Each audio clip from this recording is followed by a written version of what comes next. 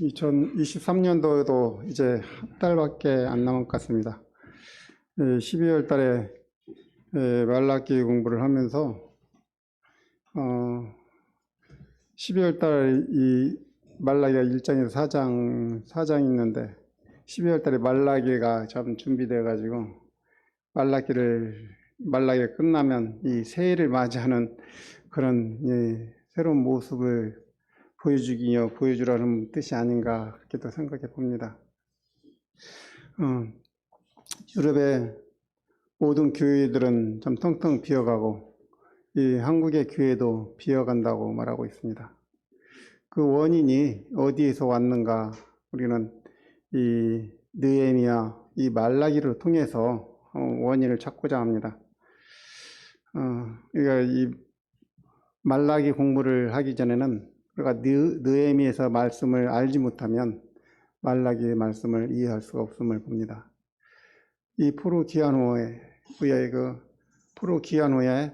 이 에스라, 느헤미야, 또한 학개, 스가랴 다 그때 쏟아져 나오는 이 하나님의 이런 사랑을 볼 수가 있습니다. 이스라엘의 70년의 이 포로 생활은 이 성전 예배의 실패로 통해서 이 포로로 잡혔고 거기서부터 예배 실패로 통해서 포로 생활했던 것을 봅니다. 그래서 바벨론의 포로 기한은 제2의 출애굽 사건이라고 말하고 있습니다. 포로에서 돌아온 후 하나님의 축복을 기대하면서 어떤 어려움과 시험이 와도 참고 견디면서 희망을 가지고 성전을 건축했습니다. 1차 수르바벨 인도하에서 기국한 이 성전을 건축하기에는 항상 성전 방해꾼이 있었습니다.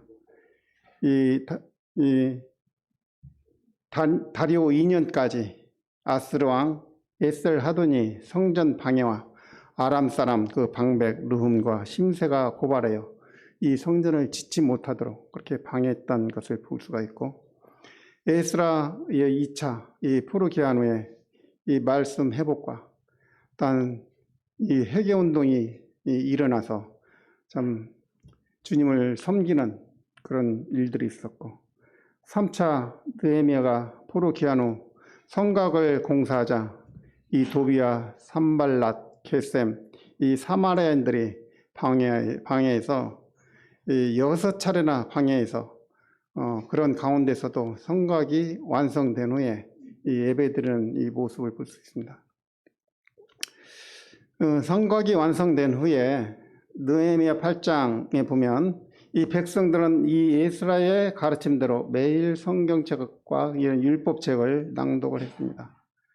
9장에서는 이 에스라와 이 느헤미야의 가르침으로 통해서 이방인들의 절교와 이방인들과 이 혼인관계를 하지 않고 이제 이 회개운동이 일어나게 되었고, 이 느헤미야 10장에서는 이 말씀대로 순종할 것을 모든 이스라엘의 신정 정치의 이 모든 백성들은 이 하나님 앞에 이 순종할 것을 말씀대로 순종할 것을 서약을 하고 임봉까지 다 했습니다. 그래서 10장에 보면 느헤미야 10장에 보면 안식일은 다 지키겠다. 이제 11조를 잘 드려서 이 제사장과 레위인들이 참 하나님 앞에 영광을 돌릴 수 있도록 그 몫을 챙겨주겠다. 그리고 세 번째는 이방인들과 절교해서 혼인을 금지하고 하나님 앞에 참 에스라와 느헤미야가 본 눈앞에서 다 서약을 하고 레위인들의 이 하나님과의 언약 맺음을 지키기를 맹세하고 임봉까지 다 마친 내용을 봅니다. 그래서 이 느헤미야는 이제 아닥사스다 왕과 네가 언제까지 가서 오겠느냐 이렇게 했을 때에 이 느헤미야 5장 14절은 12년 동안의 휴가를 마치고 약속대로 성벽을 다 공사하고 나서 약속대로 이제 고토로 들어가서 이 왕을 만나 예루살렘에서 행했던 일들을 나누면서 1년 동안 머물면서 그동안 거기에 있는 고국 관료들도 있었겠잖아요. 머물면서 다시 이스라엘로 돌아가겠다고 해야 할 일들이 많다고 거기서 이제 사직서를 내고 이스라엘로 돌아온 이 느헤미야는 이 하나님과 언약을 지키기로 맹세하고 서약하고 임봉한 약속들이 1년도 채 못돼서 잉크가 다 마르기도 전에 이 성전이 다시 원위치로 돌아가 버리는, 더럽혀지고 말씀이 무너지고 예배의 실패가 느헤미야 13장에서 고스란히 나타나고 있습니다. 느헤미야는 목자로서 성전이 더러워지고 예배의 실패의 원인이 어디서 왔는가, 왜 이런 일이 일어났는가 생각해 볼 때 양을 돌보는 이 목자 느헤미야가 페르시아로 이제 돌아갔으니까 이제는 돌아오지 않겠지. 이 성곽을 질 때마다 방해했던 그 호심탐탐 개를 보았던 도비야, 산발랏, 게셈이 사마리아인들이 하나님을 두려워하지 않는 사마리아인들이 제사장 고위층들과 손잡고 정치, 경제적인 이익을 도모하면서 레위와 언약한 말씀을 떠나겠다는 것입니다. 그래서 느헤미야 13장 8절에 보면 하나님의 전의 방은 이제 여호가 올라가도 무너지겠다고 그렇게 말하는 도비야가 그 성전 방안권을 차지하고 그의 집기와 도구들로 이 성전방을 다 차지했습니다. 느헤미야 13장 10절에 보면 11조를 먹고 사는 제사장 아래인들은 몫을 주지 않음으로 인해서 뿔뿔이 흩어져 이 논과 밭으로 다 흩어져 버렸습니다. 또 느헤미야 15절에 보면은 어떤 백성들은 안식일에 술틀 받고 안식일에 여러 짐을 나누면서 먹고 살기에 안식일을 지키지 않고 살았습니다. 또 27절 28절에 보면 유다 백성들은 아내를 버리고 아스돗, 암몬, 모압 여인들과 다시 재혼하면서 우상 바신의 돈과 재물을 쫓고 아세라상의 음란을 좋아했습니다. 그래서 우리는 바알하면 돈, 재물, 아세라상은 이 타산, 쾌락, 즐거움, 그런 우상을 섬겼습니다. 이방인을 더 사랑하고 이 선택한 이유는 이방인들의 미모가 아니라 바로 이방인들이 취하는 이 불, 바로 세상적으로 통해서 얻어지는 소득, 하나님을 믿는 자보다 이방인들이 돈과 재물, 쾌락 가운데서도 하나님을 믿는 이 성도보다 이 경제적으로 더 잘 살고 더 풍요롭고 심판이 당장 임하지 않기 때문에 언약의 걸림돌이 되는 성전 예배의 안식을 멀리하고, 또한 믿음이 없으니 또한 11조 드리기가 아깝고, 그래서 세상의 부여를 구하면서 이방 여인들과 이제 혼인하게 되는 그런 결과까지 낳게 됐습니다. 그리고 제사장은 이방인과 결혼을 해서는 절대 안 되는데, 또한 이 제사장들까지도 이 먹고 살기 위해서 이방인과 혼인을 하는 그런 하나님 앞에 죄를 범했습니다. 여호가 올라가도 성전이 무너지겠다고 하는 도비야와 제사장은 서로 손잡고 왕래하면서 악인과 함께 한 상에서 음식을 나누면서 성전 방안까지 내주며 동거하는 생활을 가졌습니다. 그리고 제사장 자녀들은 성전 방해꾼 산발랏의 사이가 되었습니다. 이것을 본 느헤미야는 화가 나서 사단의 추종자 도비야와 그 모든 집기들을 성전 밖으로 다 던지며 쫓아냈습니다. 성전된 바로 이 내 몸은 도비야와 같은 이 악한 마음이 들어와 악한 생각들로 채워지지 않는가, 주의 일보다 세상 일에 더 우선시하지 않는가, 우리는 생각해 보게 됐습니다. 주 안에서 행사와 교제하는 것보다 사적인 생활과 모임이 우리는 주님을 믿는 우리 삶은 1순위에 두지 않는가. 나에게도 바알신과 같은 이 돈과 재물을 탐내고 아세라신과 같은 음란과 즐거움을 찾으며 세상의 일들을 더 좋아한다면 제사장의 신분을 얻고도 우리는 바알과 아세라 신을 더 숭배한다는 것입니다. 성전을 방해하는 아람 사람 르훔, 심새처럼 참 성전을 짓는다고 고발하고 다투기를 좋아하고 성곽을 방해하는 도비야, 산발랏처럼 산발라처럼 돈을 보고 재물을 보고 믿음에서 떠나 이방인의 사회가 되기를 원하는 우리의 정신을 우리는 생각해 볼 수가 있습니다. 그래서 아까 차또의 얘기를 마치 유럽의 교회는 텅텅 비어가고 한국의 교회도 비어간다고 말하고 있습니다. 느헤미야는 이러한 부패한 제사장들과 악한 자들을 다 성전 밖으로 쫓아냈습니다. 안식일에 성문 밖에서 거룩한 생활을 하지 않는 자는 성전 문을 닫아버렸습니다. 이방인과 결혼한 자들은 머리채가 뽑히면서 책망하면서 저주했습니다.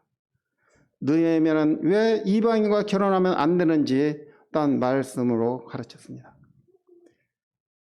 느헤미야 13장 26절과 27절에 보면 옛적에 솔로몬이 이 일로 범죄하지 아니하였느냐.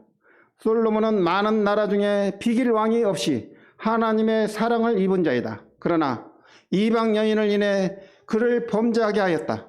그러니 믿지 않는 자와 동거함으로 하나님 앞에 큰 범죄를 범하였으니 어찌 용납하랴. 성전의 부패 원인이 바로 하나님의 말씀을 지키지 않는 지도층의 제사장들과 그들의 무능을 책망했습니다. 목자 느헤미야는 다시 성전을 정비하기 시작했습니다. 성전방을 정결케 한 후 하나님의 전의 그릇과 소재물과 유황을 다시 예배드리기 위해서 성전방으로 다시 들여놨습니다. 레인을 다시 불러놓아 제자리에 앉혀 세웠습니다. 곡식과 새 포도주와 기름의 11조를 곳간에 드렸습니다. 신실하고 충직한 제사장을 창고 지기 및 수고하는 형제들에게 일꾼으로 세워 분배하는 직분을 삼았습니다. 그리고 이렇게 기도했습니다. 하나님이여, 내가 이 백성을 고치겠사오니 지난 죄를 용서하고 나를 기억하사 이 백성에게 복을 주시려 달라고 이렇게 기도했습니다. 29절에서 31절의 내용을 보면 느헤미야는 성전 회복을 위해서 세 가지를 위해서 하나님께 간절히 기도했습니다. 말씀과 예배가 회복되도록 제사장의 거룩한 삶을 살도록 그렇게 기도했습니다. 두 번째는 레인들이 이방인과 혼인을 금하고 맡은 직분을 충실히 해달라기를 하나님께 간구했습니다. 또 세 번째는 안식일을 지켜 첫 열매의 11조를 정해서 잘 드릴 수 있도록 그렇게 하나님께 간구했습니다. 그렇게 느헤미야는 성전을 완전히 정비하고 성전을 깨끗이 청한 후 느헤미야도 이 세상을 떠났습니다. 포로에서 돌아온 이 성전 재건은 100년 전의 사건으로 느헤미야 13장과 말라기서와 같은 연장에서 보는 이 시대적인 사건입니다. 느헤미야에서는 보는 바와 같이 모세의 율법 이후 1000년 동안 레위와 세운 관계가 말라기에서 철저히 무너진 사건을 볼 수 있습니다. 바로 이 세대가 내려오면서 어린 양의 대속의 속죄는 하나님의 식양대로 지은 모세의 장막 성전에서 실패됐습니다. 하나님의 손으로 설계를 하고 단 다시 마음과 뜻을 다하여 성전에 필요한 모든 것들을 준비해서 솔로몬 때였지만 역시 솔로몬의 성전도 실패했습니다. 솔로몬의 성전이 해파되고 회개한 후 희망을 가지고 지은 이 스룹밥의 성전 실패, 바로 이 역사를 통해서 똑같은 문제가 창세기의 가인의 예배의 실패부터 구약의 마지막 말라기서의 예배의 실패의 역사는 인간의 한계입니다. 결국 이 대제사장 되시고 성전 되신 메시아 예수 그리스도가 올 수밖에 없는 이유를 말라기는 말씀하고 있습니다. 그래서 말라기 제목을 메시아 되신 예수 그리스도가 올 수밖에 없는 이유라 저는 정해봤습니다. 구약의 마지막 책 말라기서는 이 성전의 예배는 보이지 않는 이 하나님, 구약에는 정말 하나님이 보이지 않는 그런 가운데에서 예배를 드렸지만 바로 이 신약은 말씀이 육신이 되어 오신 하나님의 사랑과 성전 되신 예수 그리스도를 보여주면서 바로 말라기와 신약은 연결되는 이 링크 역할을 하고 있습니다. 메시아가 느헤미야가 마지막까지 성전 일에 힘쓰며 깨끗해야 하나님의 사랑을 나타낸 것처럼 예수님도 이 성전에 들어가셔서 사고팔가 없는 장사꾼들의 상을 보고 내 아버지의 집은 기도하는 집이다. 제사장들을 책망하고 장사꾼들을 쫓아내며 상을 엎어 성전을 정화시키는 일부터 예수님의 이 사역은 시작됩니다. 바로 말라기는 나의 이 사자라는 뜻입니다. 메신저. 바로 하나님의 말씀을 전달하는 자라고 말라기서는 그렇게 말했습니다. 바로 말라기란 이름이 메신저라는 뜻입니다. 말라기는 포로 후 100년의 세월이 지난 BC 444년경에 기록했는데 지금 우리 이 AD 2400년절의 사건을 우리는 볼 수 있습니다. 우리나라도 일제 포로 38년 이 포로 후 겪고 나서 일단 이어서 바로 격동기 6.25를 겪고 났을 때 완전 폐허된 모습을 보고 이 메가더 정부는 100년 안에 회복되면 바로 기적이라고 말했다고 합니다. 폐허된 이 정치, 경제의 불안 속에 백성들은 하나님을 의지해야만 했고 교회는 회개운동이 일어나 부흥을 이루었습니다. 100년도 지나지 않아 75년을 지난 이 대한민국의 경제는 부흥을 이루면서 기적의 기적을 이루었고 경제 부흥의 부작용인 바로 부정부패는 심화되었습니다. 돈, 술, 여자, 음행, 거짓이 난무하고 또한 정치, 종교까지 부패하여 이제는 마지막 이 말라기 때처럼 예배가 형식적으로 변질되어 버린 가운데 하나님의 사랑은 식어가고 말씀도 미지근해지고 세상의 부유는 커진 만큼 또한 불안해지고 철학, 사주, 점, 타로들이 성행해서 좀 하나님보다 물질의 노예가 되어 있음을 봅니다. 우리가 차를 타다 보면 이 차 뒷좌석에 이 그리스도인도 환영이라고 그렇게 써져 있던 걸 봅니다. 그리스도인도 환영이라고 점 보는 것을 환영하라고 이렇게 써져 있는 모습을 보면은 그리스도인들이 그것을 참 좋아하고 또한 그리스도인들을 더 좋아한다고 합니다. 왜냐하면 아멘을 잘한대요. 그래서 그런 내용들도 참 우스갯소리로 있답니다. 또한 하나님을 떠나기 때문에 참 재산을 우선시하는 이 풍족한 이 결혼 생활이 바로 말라기에서의 금지시켰던 이런들이 또 다시 이 교회 시대에서도 이방인과 참 결혼하게 되는 이것이 이 성전을 멸시하는 도비아를 내 안에 참 거하고 산발랏을 사이로 삼는 이 마지막 사는 우리의 모습인 것을 보게 됩니다. 그러나 이방인과 결혼한 관계가 전혀 참 나쁜 것은 아니지만 참 에스라는 이 이방인과 절교하라고 또한 이방인의 결혼을 참 한 것을 좀 그 일에 대해서 기도했을 때에 30일 동안 기한을 두면서 정말 우리가 룻과 같은 여인도 있잖아요. 라합과 같은 여인도 있고 이방인과 결혼을 했다 할지라도 그 안에 이 룻과 같은 이 결혼 생활을 잘 이루는 것을 가려내는 이 에스라 선지자는 그런 에스라 말씀을 보면 그런 내용도 나오게 됩니다. 그래서 우리가 믿음이 없을 때 우리가 돈, 재물, 여자 그런 것을 치우다 보면 우리가 나의 아내를 버리고 세상의 유혹에 빠져 다시 세상 여자를 취하게 되고 세상 남자를 취하게 되는 그런 가정이 무너지고 자녀가 참 무너지는 그런 것을 보게 됩니다. 이런 모습을 보면서 지금 이 성전의 모습은 참 교회로 바뀌었고 구약의 이 성전 모습과 현대 교회 모습이 다를 바 없음을 말라기를 통해서 볼 수가 있습니다. 악인들을 심판하지 아니하시고 도리어 악인들이 잘 살고 믿는 성도들이 더 악인의 손에 억울함을 당하며 정의와 공의가 없으며 하나님의 살아 계신다면, 하나님이 우리를 사랑하신다면 왜 이 세상은 정의와 공의가 없습니까?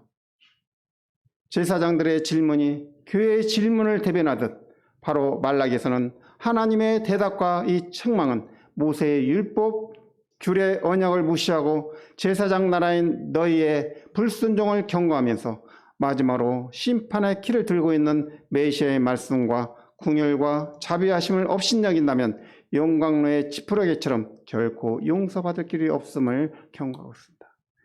용광로의 지푸라기. 용광로의 지푸라기는 어떻게 되겠습니까? 용광로 속에 들어가기 전에 이 지푸라기는 다 타버려 없어질 것입니다. 바로 이 마지막에 은혜를 내려주신 예수 그리스도, 그를 부인한다면 바로 우리의 이 삶은 용광로의 지푸라기와 같은 것입니다. 바로 이 강한 자를 통해서 우리는 경고를 받아오신 적이 있습니까? 바로 경고는 무슨 뜻일까요? 우리가 스포츠를 봐도 경고를 받죠. 경고를 받죠. 옐로 카드를 한번 받죠. 근데 또 경고를 무시한다면 퇴장을 당하는. 여기서 이 말라기에서는 먼저 이 경고하는 내용이 나오게 됩니다. 성경 어디에서도 찾아볼 수 없는 이스라엘에게 너희를 경고한다 말씀을 우리는 읽어본 적이 없습니다. 근데 여호와께서는 말라기를 통해서 이스라엘에게 이 경고를 날리고 있습니다.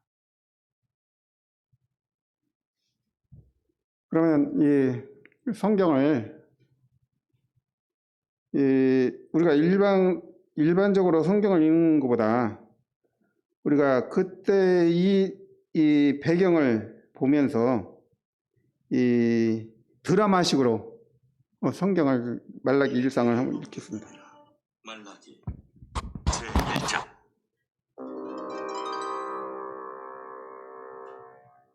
여호와께서 말라기를 통하여 이스라엘에게 말씀하신 경고라. 여호와께서 이르시되 내가 너희를 사랑하였노라 하나 너희는 이르기를 주께서 어떻게 우리를 사랑하셨나이까 하는도다. 나 여호와가 말하노라. 에서는 야곱의 형이 아니냐. 그러나 내가 야곱을 사랑하였고 에서는 미워하였으며 그의 산들을 황폐하게 하였고 그의 산업을 광야의 이리들에게 넘겼느니라. 에돔은 말하기를 우리가 무너뜨림을 당하였으나 황폐된 곳을 다시 쌓으리라 하거니와 나 만군의 여호와는 이르노라. 그들은 싸울지라도 나는 헐리라. 사람들이 그들을 일컬어 악한 지역이라 할 것이요 여호와의 영원한 진노를 받은 백성이라 할 것이며 너희는 눈으로 보고 이르기를 여호와께서는 이스라엘 지역 밖에서도 크시다 하리라. 내 이름을 멸시하는 제사장들아, 나 만군의 여호와가 너희에게 이르기를 아들은 그 아버지를, 종은 그 주인을 공경하나니 내가 아버지일진데 나를 공경함이 어디 있느냐. 내가 주인일진데 나를 두려워함이 어디 있느냐 하나. 너희는 이르기를 우리가 어떻게 주의 이름을 멸시하였나이까 하는도다. 너희가 더러운 떡을 나의 제단에 드리고도 말하기를 우리가 어떻게 주를 더럽게 하였나이까 하는도다. 이는 너희가 여호와의 식탁은 경멸히 여길 것이라 말하기 때문이라. 너희가 눈먼 희생제물을 바치는 것이 어찌 악하지 아니하며 저는 것, 병든 것을 드리는 것이 어찌 악하지 아니하냐. 이제 그것을 너희 총독에게 드려보라. 그가 너를 기뻐하겠으며 너를 받아주겠느냐. 만군의 여호와가 이르노라. 너희는 나 하나님께 은혜를 구하면서 우리를 불쌍히 여기소서 하여보라. 너희가 이같이 행하였으니 내가 너희 중 하나인들 받겠느냐. 만군의 여호와가 이르노라. 너희가 내 제단 위에 헛되이 불사르지 못하게 하기 위하여 너희 중에 성전문을 닫을 자가 있었으면 좋겠도다. 내가 너희를 기뻐하지 아니하며 너희가 손으로 드리는 것을 받지도 아니하리라. 해 뜨는 곳에서부터 해 지는 곳까지 이방 민족 중에서 내 이름이 크게 될 것이라. 각처에서 내 이름을 위하여 분향하며 깨끗한 제물을 드리리니 이는 내 이름이 이방 민족 중에서 크게 될 것임이니라. 그러나 너희는 말하기를 여호와의 식탁은 더러워져 예.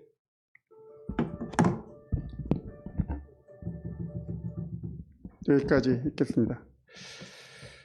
여기서 1장 1절에 여호와께서 말라기를 통해서 이스라엘에 경고를 날리고 있습니다. 이스라엘에게 이 경고의 말씀은 말라기 외에 구약 성경 어느 책에도 찾아볼 수가 없습니다. 바로 신명기에서 보면 이스라엘여 들으라는 말씀은 있습니다. 그러나 이 경고를 날리는 건 없습니다. 신명기는 언약을 기억하며 율법대로 살아라. 그래야 내가 너희에게 복을 줄 것이다. 그렇게 이 계명을 주님은 주셨습니다. 그리고 말라기에서는 이스라엘에게 이 경고의 메시지는 너희들의 율법대로 살지 않았기 때문에 이런 일이 일어난 거야. 그렇게 말씀하시는 것입니다. 말라기는 언약을 기초한 이 하나님의 이 사랑입니다. 첫째는 레인과 세운 이 언약, 이 바로 이 예배. 그리고 두 번째는 이 야곱과 이 에서의 언약적인 사랑입니다. 말라기에서 가장 마이너한 단어가 무엇인 줄 아십니까? 만군의 여호와. 1장에서 4장 아주 짧은 단어 속에서 만군의 여호와가 20번이나 기록됐습니다. 이 만군의 여호와는 전쟁할 때 나오는 이 전쟁의 신의 이름입니다. 그런데 이 말라기에서 이 만군의 여호와가 이름이 20번이나 등장하게 됩니다. 바로 이 말라기는 이 전쟁과는 상관은 없지만 이혼하는 부부싸움과 같은 이 전투적인 이 하나님과 이 사랑의 전쟁, 바로 이 하나님과 언약을 맺은 이 신랑과 신부의 관계, 남편과 아내의 관계로 창세기부터 이 계시록까지 이 부분들이 여러 번 표현되고 있습니다. 그래서 이 말라기는 바로 하나님의 언약을 저버렸던 이 아내, 이 바로 마치 이 부부 이혼 직전까지 가는, 이혼까지 가는 그 지경까지 갈 정도 이 만군의 여호와 이 싸움의 장면을 보여주고 있습니다. 바로 말라기의 전체 내용은 하나님의 사랑은 레인과 언약, 야곱과 언약의 사랑의 관계인 반면 바로 이스라엘은 정치적이고 경제적으로 이 부를 얻는 복을 기대하는 하나님과 인간의, 하나님과 이 주님과의 이 자녀 간의 이 엇갈린 사랑을 말대꾸식으로 이렇게 엮었습니다. 내가 너를 사랑하였다. 주님께서 어떻게 사랑했나요? 나를 공경함이 어디 있느냐? 우리가 어떻게 주를 멸시했습니까? 다시는 너의 선물을 안 받겠다.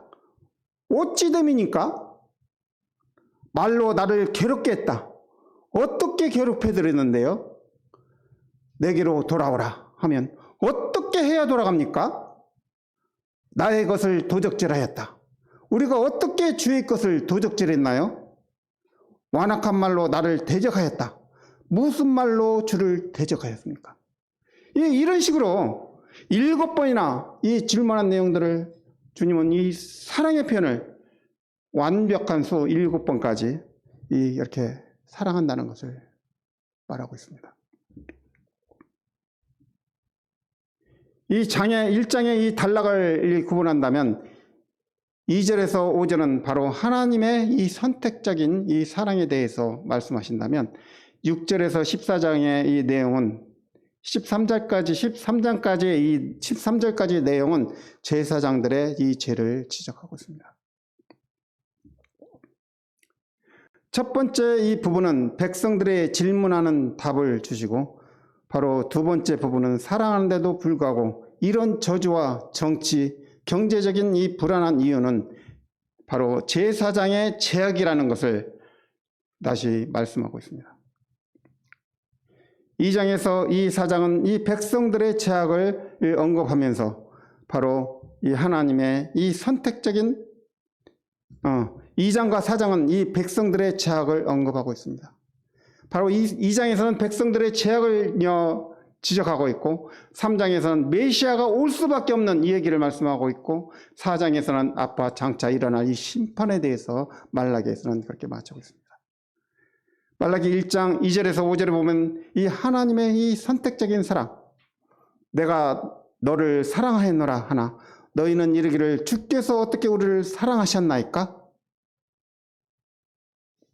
바로 남편 되신 하나님이 내가 너를 사랑하였노라. 바로 신부인 아내가 주께서 우리를 어떻게 사랑하셨나이까? 우리를 돌보지 않으면서도 맨날 이렇게 사랑한다고 말로만 하십니까?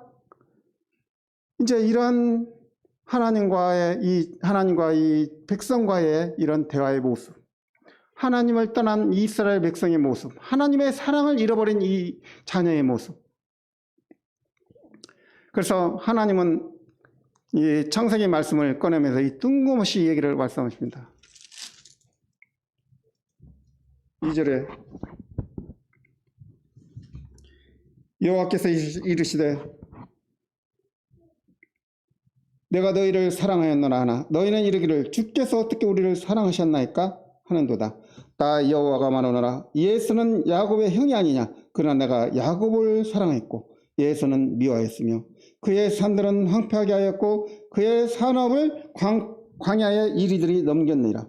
에돔은 말하기를 우리가 무너뜨림을 당하였으나 황폐한 곳을 다시 쌓으려 하거니와 만군의 여호와는 이르노라. 그들을 쌓을지라도 나는 헐리라. 사람들이 그들을 걸어 악한 지역이라 할 것이요 여호와의 영원한 진노를 맡은 백성이라 할 것이며 너희는 눈으로 보고 이르기를 여호와께서는 이스라엘 지역 밖에서도 크도다 하리라.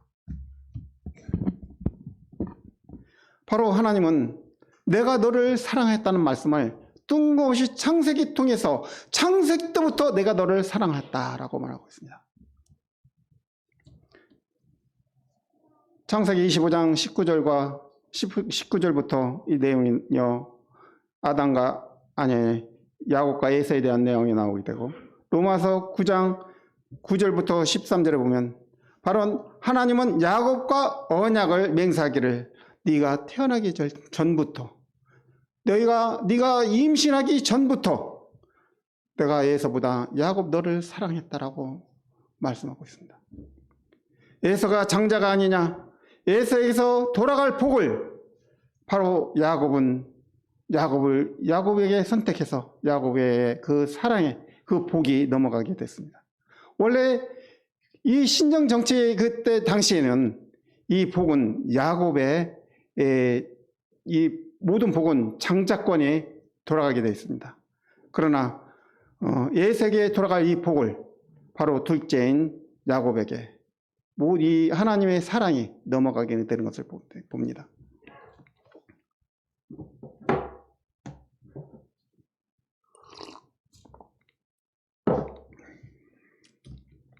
에서는 야곱이 형이 아니냐. 그러나 내가 야곱은 사랑했고 도리어 에서는 미워했으며 그의 산은 황폐케 했고 그의 사람은 광야의 이리들에게 넘겼으며 에돔은 말하기를 우리가 무너뜨림을 당했으니 황폐된 곳을 다시 쌓으리라 하지만 나 만군의 여호와는 그들이 쌓을지라도 나는 헐리라. 사람들을 그들이 사는 지역을 악한 지역이라 할 것이요 여호와의 영원한 진노를 받은 백성이라 사람들은 말할 것이라고 말씀하셨습니다. 바로 1장 3절과 4절에서 산들과 산업을 황폐하고 무너뜨렸지만 딴 에돔은 황폐한 것을 다시 쌓으리라고 말을 하고 있지만 그들은 쌓을지라도 만군의 여호와는 한다고 말씀합니다. 에돔의 이 역사적인 이 멸망의 모습을 보면 BC 586년 이 바벨론이 느부갓네살이 예루살렘을 침공했을 때에 에돔도 같이 참여해서 유다를 약탈했으며 그때 바벨론을 힘입어 에돔은 유다 땅을 통치하듯 유다를 괴롭혔습니다. 이에 이후 바벨론의 다른 왕들에 의해 에돔 족속은 유다에서 쫓겨나 참 세력이 약화되면서 사해 주변과 현 요르단 페트라 산악지 지방에서 살면서 에돔 족속은 기원전 3세기경에 동쪽에서 이주해온 나바테인들의 침공에 의해서 나라 자체가 사라져버리는, 바로 이 하나님의 약속은 에돔을 미워하고 야곱을 사랑했다는 약속을 지키셨습니다. 5절에 너희는 눈으로 보고 이르기를 여호와께서 이스라엘 밖에서 크도다라고 말하지 아니하였느냐. 바로 우리는 문자적으로 이 말씀을 이해하지만 이스라엘 백성 유다인들은 정말 하나님의 사랑이 이런 사랑을 베풀었구나 라는 것을 그들은 역사를 통해서 알게 될 것입니다. 하나님은 단순히 이스라엘의 하나님뿐 아니라 모든 열방을 통치하시는 하나님이라는 것을 선포하셨습니다. 이 말의 내용이 무엇입니까?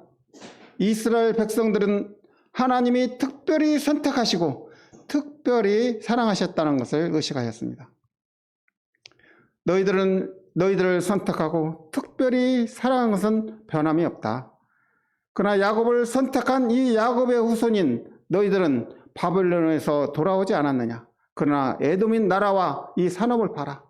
이 황폐화되었고 사라졌지만 야곱의 후손은 예루살렘에 다시 돌아와서 회복되지 아니하였느냐. 어떻게 우리를 사랑하셨나이까? 그렇게 되더라는 이 유대인들에게 하나님은 이 사랑을, 이 회복한 하나님의 사랑을 이 회복을 통해서 이렇게 거하는 것을 보게 됐습니다. 하나님은 야곱을 사랑하시고 하나님께 특별히 사랑받는 민족이라는 근본적인 믿음을 원하고 계십니다. 하나님은 모래알처럼 많은 민족 중에서 우리를 특별히 선택하시고 불러주시어 하나님의 백성으로 삼아주시고 믿음 안에서 살기를 원하셨습니다. 예수님 안에서 사는 이 믿음만이 바로 생명을 보장합니다. 다른 것들은, 세상의 재물들은 다 잃어버려도 조금 잃지만 믿음을 잃어버리면 이 전부를 잃어버리게 될 것입니다.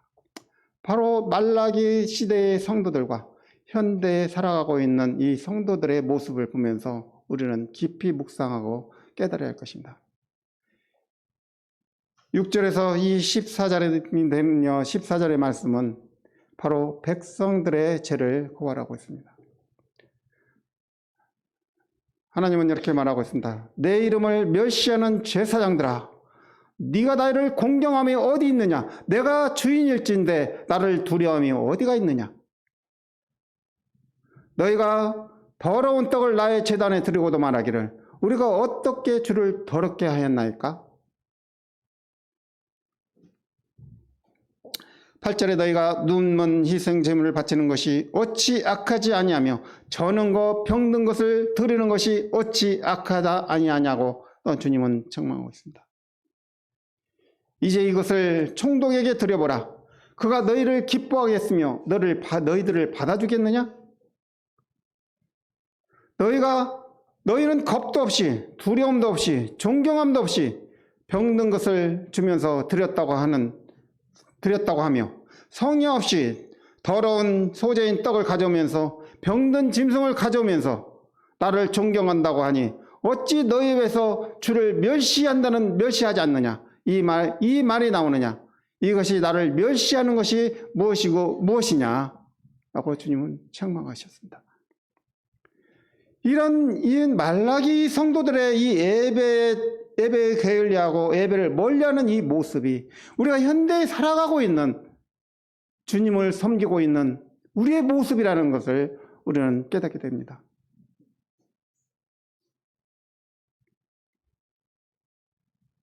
병든 짐승, 원래 흠없고 점없는 살찌고 좋은 것을 주님께 드려야 하는데 주님께 믿음의 관계가 떨어지니까 힘없고 점없고 흠투성이고 삐쩍 마르고 그런 것을 그냥 사다가 바칠 때에 주님께서 그 모습을 보고 왕으로서 난 만왕의 왕이고 만군의 주인데 내가 그지냐?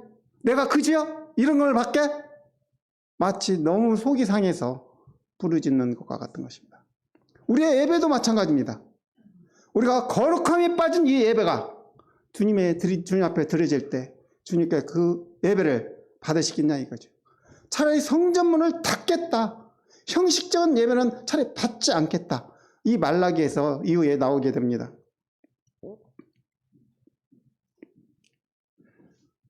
너희가 들은 이 더러운 떡과 병든 것을 내가 너희를 기뻐하지 아니하고 너의 손으로 드린 예배도 받지 아니하라. 이런 제물은 이방 가운데 없느니라.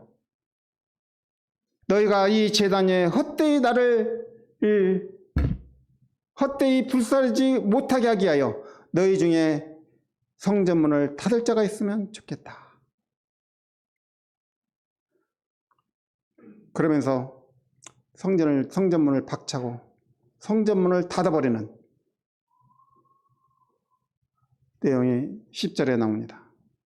그러면서 이제 주님의 이 영광과 주님의 이 사랑과 주님의 이 은혜는 선택한 예서의 이 야곱의 이 사랑에서 이방인의 마음으로 향하게 되게 됩니다. 11절에 내가 해 뜨는 곳에서 해 지는 곳까지의 이방 민족 중에서 내 이름이 크게 될 것이라. 각처에서 내 이름을 위하여 아름다운 향기로 분향하며 깨끗한 제물을 드리리니 이는 내 이름이 이방 민족 중에서 크게 될 것입니다.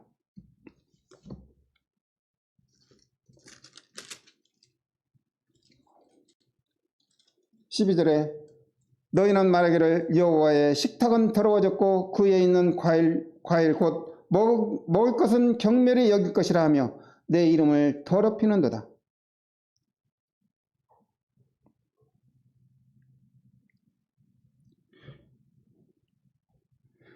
그러면서 하나님은 참 민족 이방인에게 이 마음을 향하게 됩니다. 6절에서 13절까지 이 말씀 중에서 제사장들에게 너희는 나를 형식적으로 섬기고 있다. 너희 마음속에 이 하나님을 경외하는 것이 전혀 없다라고 말하고 있습니다. 너희들이 나를 섬긴다고 이방인들을 한번 찾아가 봐라. 너희들 가운데 하나님을 공경하는 나의 영광을 그들을 통해서 나타낼 것이다. 나의 모든 열방의 하나님이심을 하나님인 것을 이방인에게 나타낸다고 말씀하고 있습니다.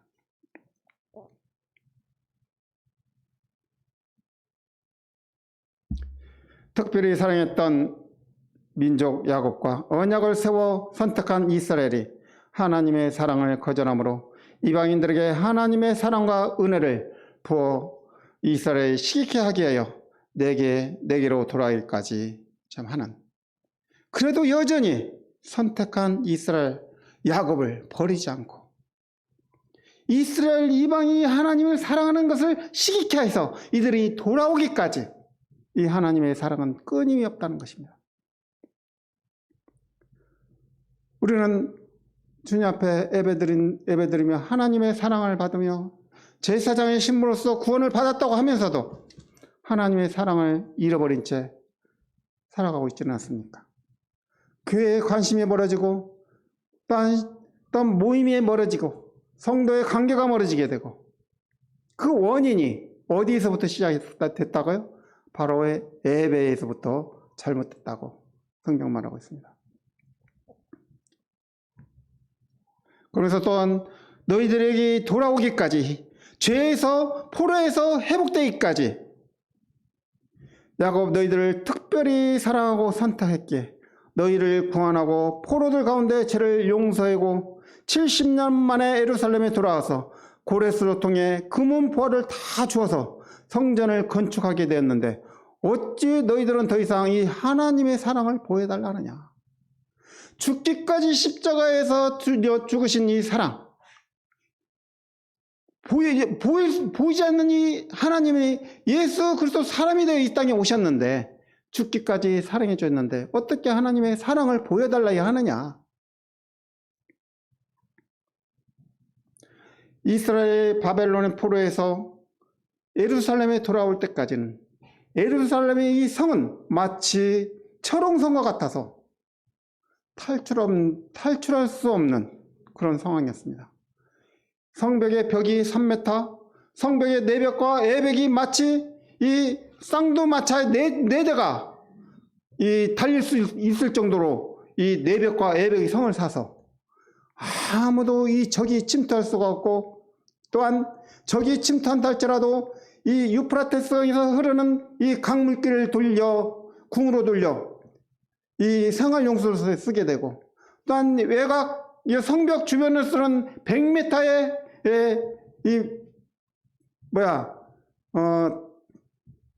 물이 흐르게 해서 적이 침투하지 못하게 하고, 정말 전쟁이 일어나도 20년 동안 먹고 마시면서 전쟁통 속에서 그 궁궐에서 성전에서 적을 비웃으기라도 하듯이 술을 마시며 취하는 그런 가운데서 이 성벽을 무너뜨리기에는, 바벨론 성을 무너뜨리기에는 20년을 지나야만이 이 식량이 떨어질 정도, 20년까지 식량까지 다 준비되는 그런 철옹성과 같은 무너질 수 없는 그런 바벨론의 이 성이 이 70년 만에 무너져 정말 이 돌아오게 하는 이 하나님의 사랑이 아니고 무엇이겠느냐 이거죠. 바로 이 제사장은 하나님의 사랑과 백성의 죄를 사하는 중보자 직분을 갖고 있는 직분입니다. 제사장은 짐승을 가지고 나오면 흠이 있는지 병든 것인지 저름발인 건지 잘 살펴봐야 합니다.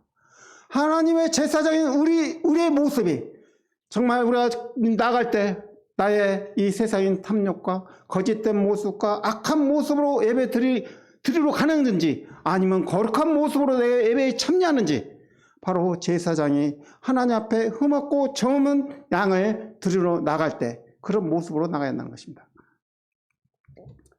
백성의 죄를 사하기 위해서 흠과 점이 없는 짐승으로 드려질 때, 백성의 죄는 짐승에게로 넘어가고 흠없는 짐승은 백성의 죄를 짊어지고 죽음을 당해야만 했습니다. 이것이 죄사함을 얻게 하는 대속의 제물이며 하나님과 레위와 맺은 언약의 약속인 것입니다. 그런데 갈수록 헌금도 줄어들고 안식일도 지킬 백성도 줄어들고, 백성도 제사장도 먹고 살아야 한지라 흠 있는 것도 괜찮으니 그거라도 바쳐라. 어차피 사람들이 먹는 것인데 하나님이 받으셨다 하므로 제사장과 내인과 언약을 제사장 스스로 이 약속을 파기해버린 것입니다. 하나님은 형식적인 예배와 불쌍히 여겨달라는 이 기도의 모습을 보기도 싫었고 듣기도 싫었고 실문이 날 정도로 지겨움으로 성전문을 닫았으면 좋겠다, 그렇게 말했습니다. 14절에 짐승 떼 가운데 수컷이 끈을 그 서원하는 일에 흠없는 것으로 속여 내게 드리는 자는 저주를 받으리니 나는 큰 임금이요 내 이름은 이방 민족 중에서도 두려운 것이 됨이라. 만군의 여호와의 말이니라. 짐승 떼 가운데 수컷이 끈을, 바로 흠없고 점없는 이 어린 양, 이것이 있으면서도 믿음이 사라지니까 흠없고 흠 있고 점 있고 절뚝발이고 다 그것을 가지고 예배한다고 주님 앞에 나왔어요. 그러면서 나를 불쌍히 여겨달라고 기도를 했어요. 그걸 받겠느냐 이거죠. 그러면서 14절에 이 짐승떼 가운데 수컷이 있거늘, 앞으로 장차 오실 메시아가 올 수밖에 없는 가운데 바로 주님은 앞으로 오실 메시아가 보내준 아들까지 보내줘야겠다는 이 하나님의 사랑, 짐승떼 가운데서 수컷이 끈을, 바로 짐승 가운데 흉없고 점없는 이 수컷이 오실 메시아 예수 그리스도를 말씀하고 있습니다. 바로 그 이분은 바로 큰 임금이요 내 이런 이방 민족 중에서 두려움이 됩니다. 그러고 나서 성전문을 닫고 이 400년 동안 이 하나님은 침묵하셨습니다.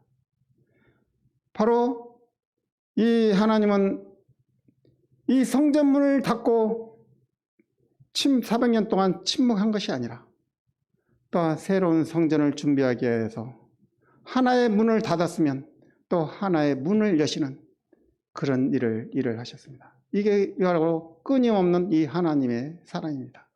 끊임없는 하나님의 은혜입니다.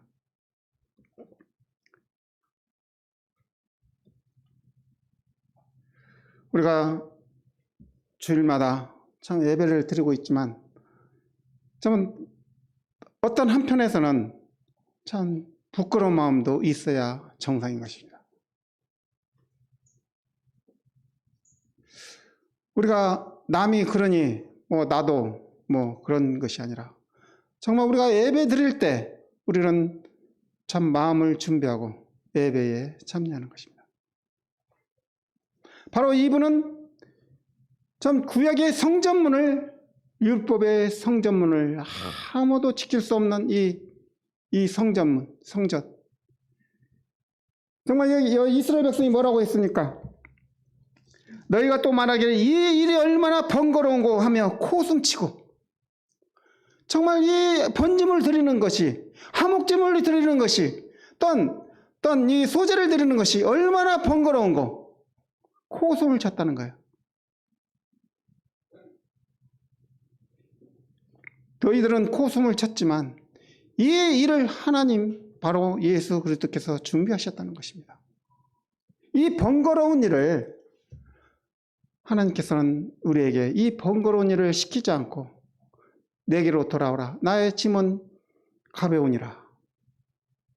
정말 우리는 이 은혜 가운데서 살아가고 있지만, 사랑의 사랑을 덧입고 살아가고 있지만, 이 세상이 이 죄악으로 넘치고 은혜가 넘치고 또한 부가 넘치고, 이 사랑과 은혜가 정말 사랑과 이 은혜를 멸시하고 은혜가 은혜를 알지 못하는 이 죄악의 죄악 속에서 살아가고 있다는 것입니다. 바로 이분은 이방인 민족 중에서 크게 되시고 바로 이분은 만왕의 왕이라고 말합니다. 이분은 큰 임금이고 오직 나만이 길이요 진리요 생명 되시다고 말씀하고 있습니다. 우리가 주일마다 예배드리는 이분이, 나와서 예배드리는 이분이 바로 예수 그리스도이십니다. 그는 이제 손으로 지은 성전에 계시지 않고 이제 그분이 친히 성전이 되어 주셔서 우리는 그분 앞에 참 값없이 또한 형함 없이 참 나아갈 때 주님은 그분은 우리를 불쌍히 여겨주셔서 지금까지도 이 남은 자를, 이 교회를 지켜주시고 사랑하신다는 것입니다. 그래서 나는 참 이 모임의 이 시간, 참여, 집회, 이 빠지는 것들이 참 미안하더라고요. 참 예배드리는 모습도 우리가 정말 준비하지 않고 예배드리는 것도 참 부끄럽더라고요. 또한 이 성도들의 관계, 회복, 이런 부분들이 우리가 말씀을 떠나기 때문에, 이게 바로 말씀을 떠난 것이 이 성전의 실패의 원인. 실패의 원인은 죄악이고 죄악의 원인은 이 죄의 포로가 돼서 또한 다시 회복시켜서 앉혀놓으면 또 다시 돌아가 버리고, 이것이 이 구약의 이 성전 예배의 이 실패의 모습이며 인간의 한계라는 것입니다. 얼마나 우리는 지금 예배 드리는 것이 우리가 힘든 건가요? 힘든 거 없잖아요. 42년 동안 내가 이 서대문교에서 정말 예배 드리고 살았지만 다른 데 가보지도 않고 정말 예배 드리면서 지금까지 지내왔는데 정말 행복합니다. 그러나 믿음이 없는 이런 다른 전체적인 이 교회의 모습을 볼 때에 이 교회는 참 유럽은 이미 텅텅 비었고 한국 교회는 텅텅 서서히 비어가고 있다고 하는 모습을 보면, 이미 하나님의 이 사랑이 떠나게 됐다는 것은 내가 하나님의 말씀, 이 언약에서 떠나게 될 때 11조도 건너뛰게 되고 모임에도 건너뛰게 되고 예배에도 건너뛰게 되고 성도들과 사귐과 교제도 멀어지게 되는. 그래서 예스라가 2차 프로기할 때 참 말씀을 통해서 말씀을 준비하고 언약하고 말씀을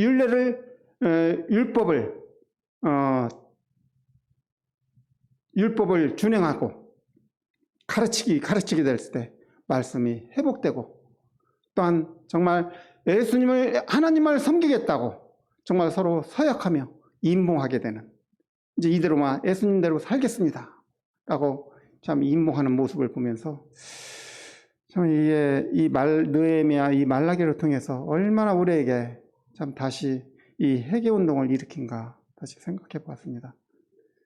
이것으로 말라기를 마치겠습니다.